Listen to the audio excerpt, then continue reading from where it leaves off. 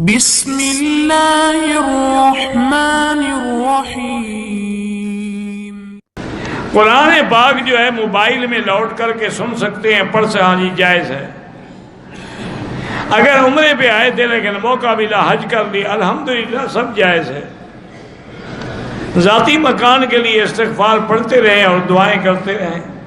اگر کوئی مسلمان انگلینڈ میں رہنے کے لیے اپنے آپ کو قادیانی لکھوائے تو بالکل کافر ہو جائے گا۔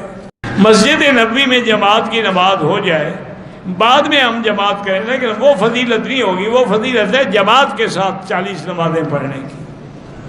بہرحال آپ پریشان ہیں، آپ کی چوری ہوئی، ہم دعا کریں گے اللہ آپ کی مشکلات کو حل کرے، اور ہم کیا کر سکتے ہیں۔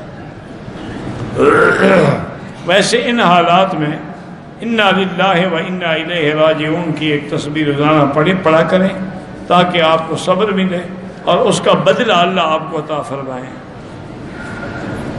میرا بیٹا حفظ میں کمزور ہے، اللہ اس کو قوی کرے۔ میری بیٹی خاوند کی وجہ سے پریشان ہے، اس نے بچے چھین لیے ہیں، اللہ تعالیٰ سے دعا کریں اللہ تعالیٰ اس کو ہدایت دے۔ 100 دفعہ سورۃ اخلاص پڑھ کے دعا کیا کریں، انشاءاللہ اللہ ہدایت دے گا۔ بہرحال مدینے کی مٹی شفائے اٹھانا ضروری نہیں ہے۔ میں نے طواف اور سعی کے بعد حلق کرانے سے پہلے لیکوڈ صابن سے ہاتھ دھو لیے، 2-4 ریال خیرات کر دیں۔ میری بیٹی پر جنات کے اثرات ہیں، سورۃ البقرہ ٹیلی فون میں فیڈ کر کے ہیڈ فون لگا کے وہ سنا کرے، انشاءاللہ سب جنات جادو سب ختم ہو جائے گا۔ نماز جنازہ کی دعا کے بعد اللہم ارحم امت محمد وہ بھی پڑھ سکتے ہیں۔ ایک آدمی گھر سے نماز پڑھنے کے لیے پیدل آتا ہے لیکن نماز بیٹھ کے پڑھتا ہے، اس کی نماز نہیں ہوگی۔ جب اتنا پیدل چل سکتا ہے تو کھڑا کیوں نہیں ہو سکتا؟ میں نے میزان بینک میں پیسے فکس کرائے ہیں، اس کا پرافٹ ملتا ہے، انشاءاللہ وہ ٹھیک ہے۔ حاجی عبدالقیوم صاحب مدینے میں بیمار ہیں، اللہ شفا عطا فرمائے۔ بہرحال اگر بریلوی صرف بریلی ہے، بدعتی نہیں ہے تو نماز ہو جائے گی، لیکن بدعتی ہے اس کے پیچھے نماز نہیں ہوتی۔ اسی طرح دیوبندی موحد ہے، اس کے پیچھے تو سب کی نماز ہوتی ہے۔